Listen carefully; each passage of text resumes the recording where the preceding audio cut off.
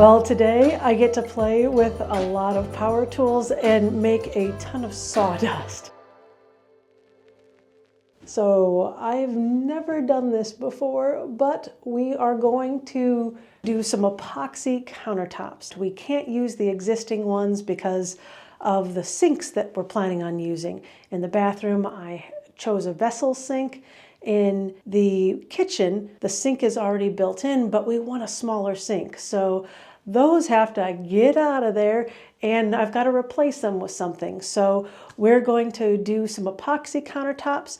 I'm using 3/4 inch MDF. I got sawdust everywhere. It's like paint, but less annoying. So yeah, and I ended up adding a nice little round bit. Wasn't sure what size to do, but you know, it's funny. The tape seemed to work really well as a round.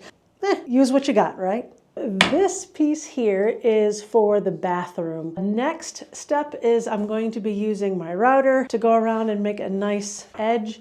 As I understand on epoxy countertops, if you want the edges to work well, you really kind of have to round them off. So I'm actually going to round this on both the top and the bottom. So when I use the epoxy, it should go down and kind of flow under. At least that's the plan right now. I don't know if this is going to work exactly, but you know, it's definitely worth a try, and it's a messy job, which sounds like something I would enjoy.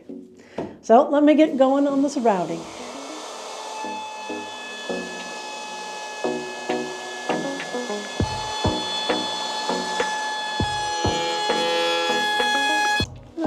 So here is the nice rounded edge on the top.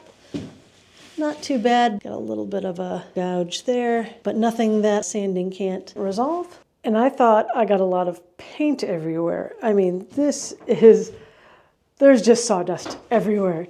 Well, good morning. Today I am in the shed again, and we are working on the countertops. This is kind of exciting. I've been doing a lot of prep work to get to this point, so I'm quite excited about this. We're using MDF for the countertops. My plan is to epoxy several countertops.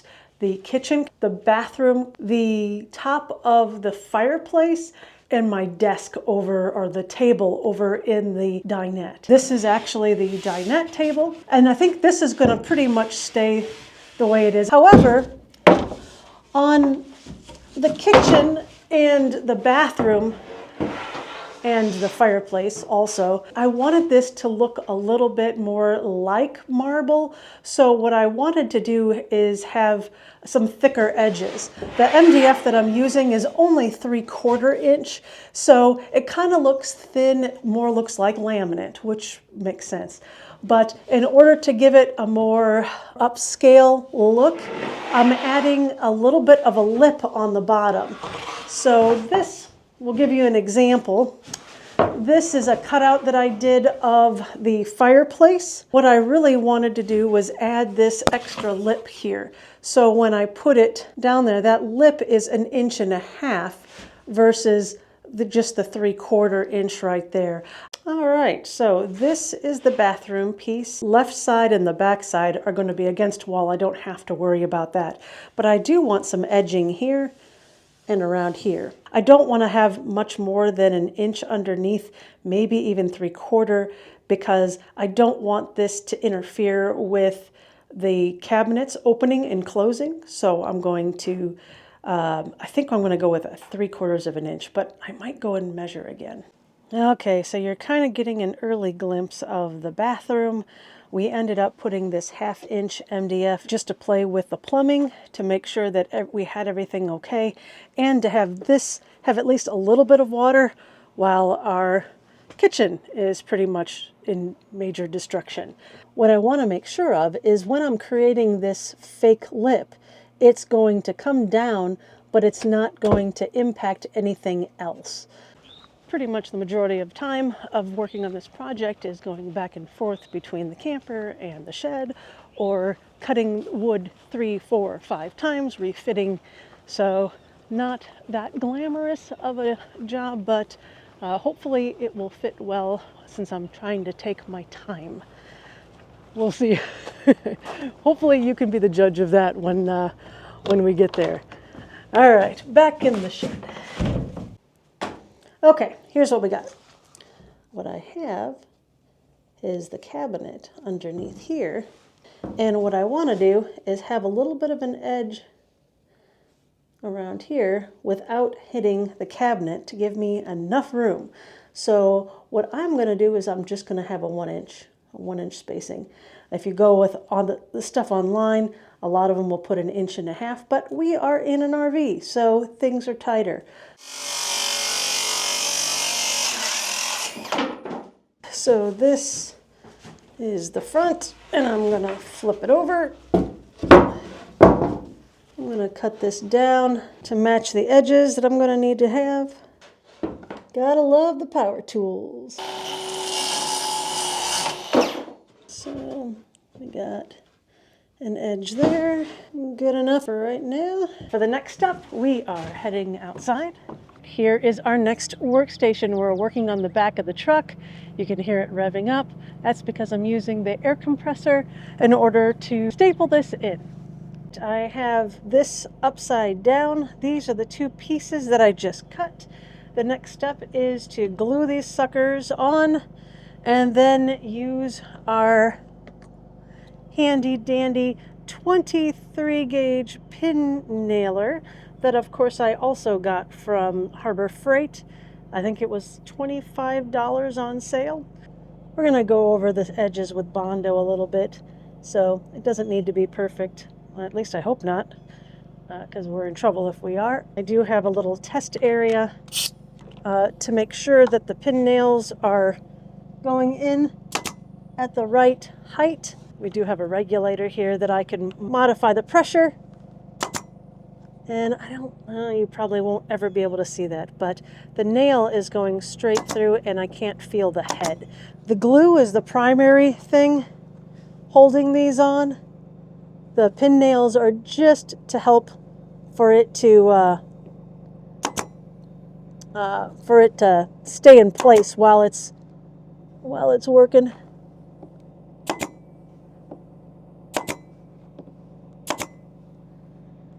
I think just a couple extra just because it's fun.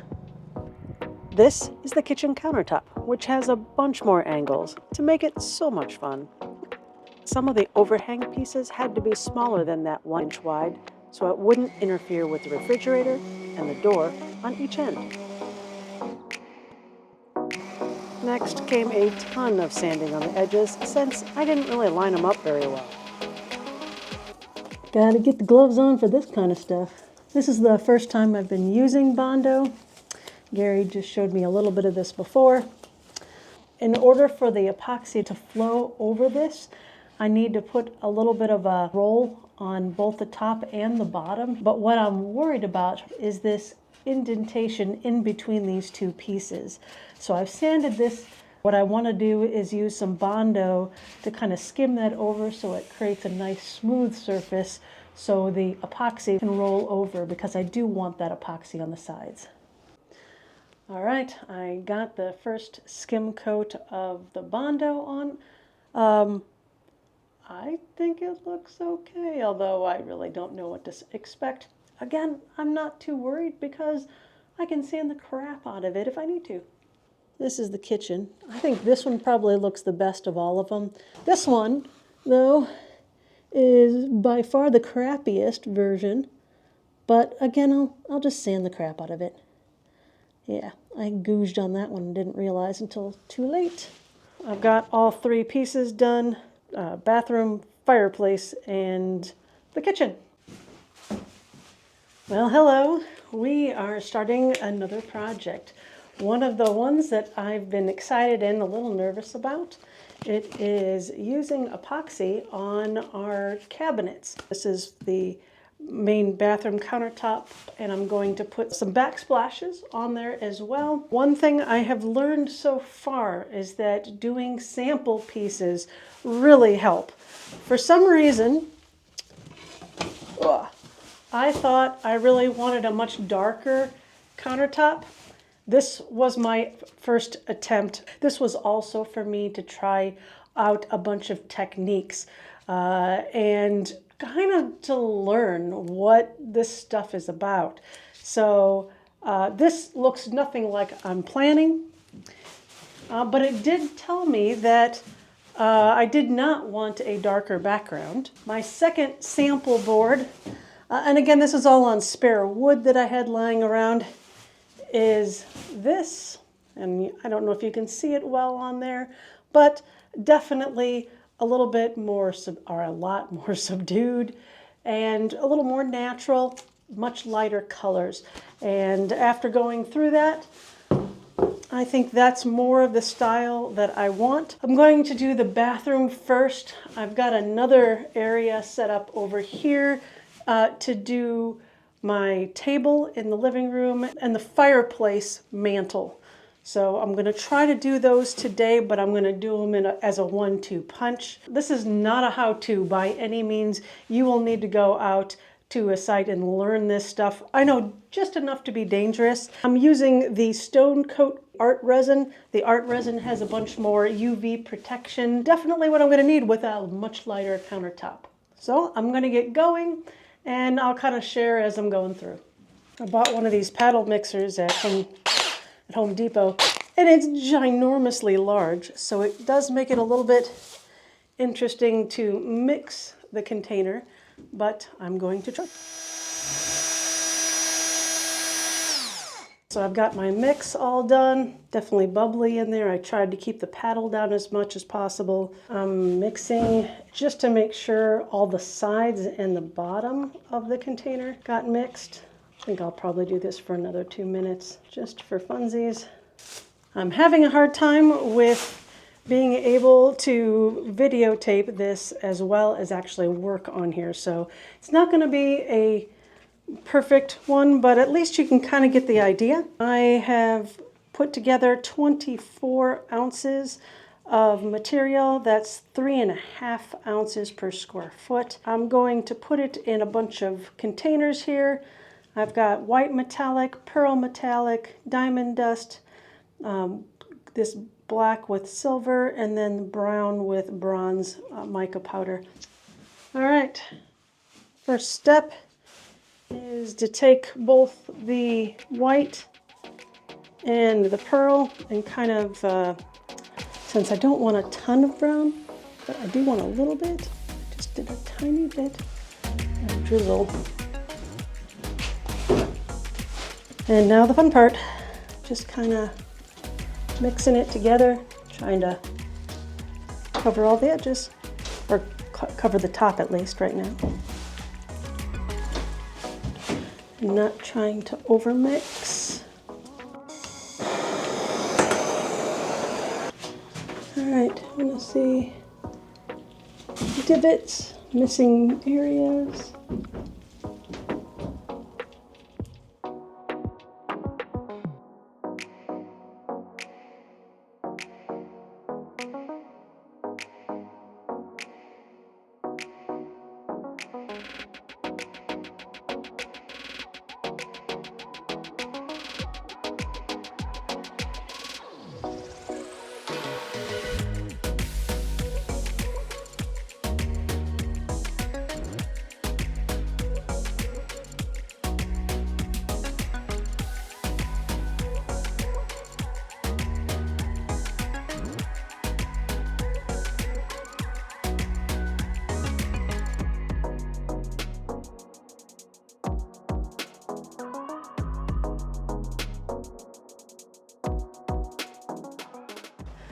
Well, yesterday was an exciting day. I got the first part of our countertops done.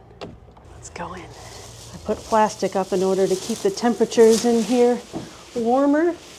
There's the dining room table and then the fireplace mantle. So on some of these, I think you can see some of the detail in there. I think they look pretty nice. A little bit of bling.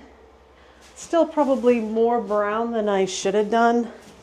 I think these have a lighter brown. These look darker in here, although it might be the lighting. So I'm going to find that out later. I'm going to be flood coating the rest of these, which basically mean that I'm just putting an extra layer of just plain epoxy on there. This one was my original one. I didn't have as much brown in there.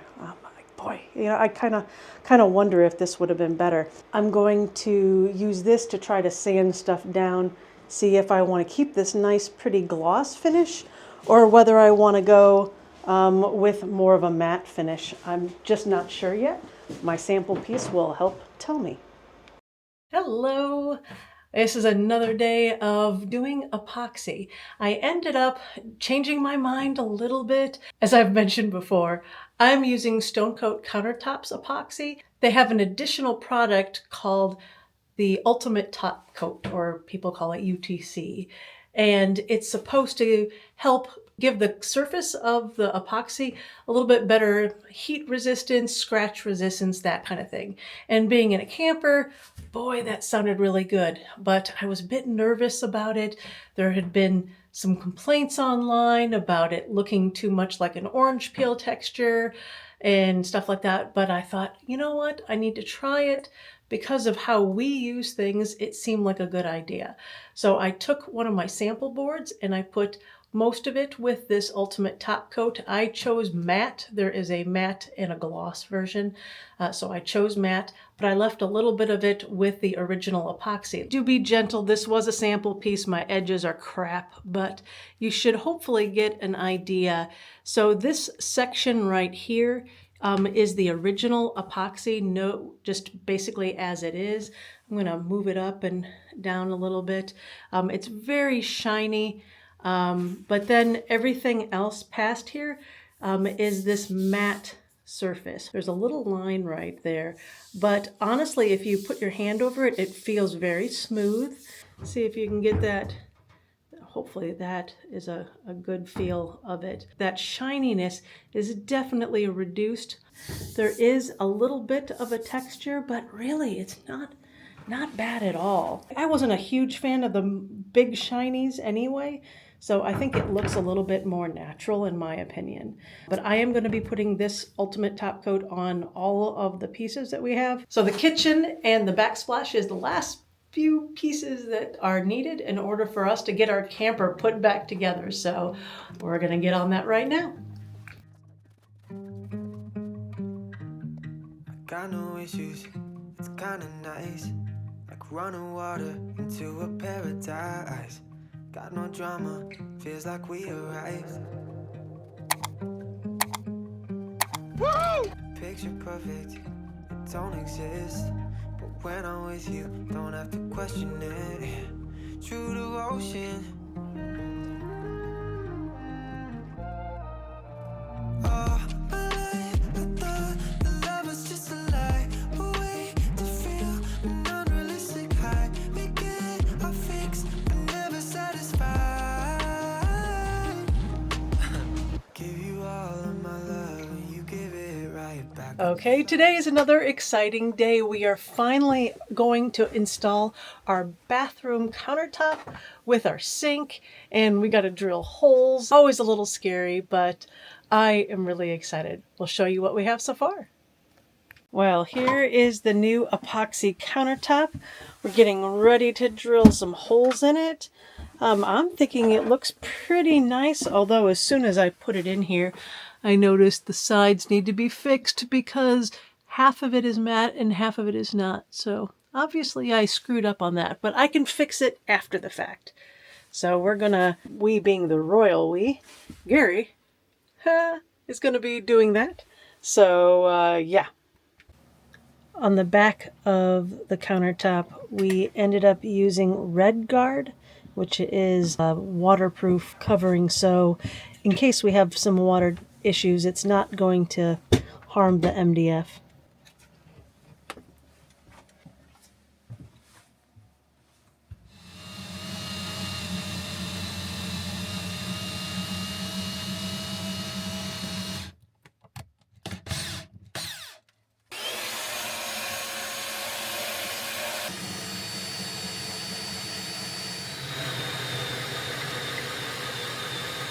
All right, the camper is starting to look back to normal, but better, I'm going to show you the bathroom as it stands right now.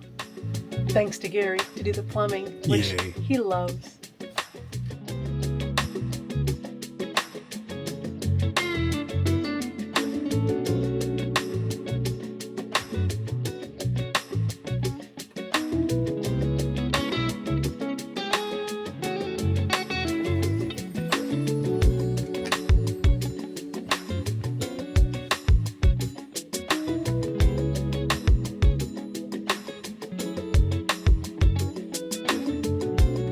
Thanks again for following our remodeling journey. We really appreciate you coming by and checking to see how we're doing. We hope very soon we can share a video of this entire camper transformation. But until then, take care and we will see you next week. Bye.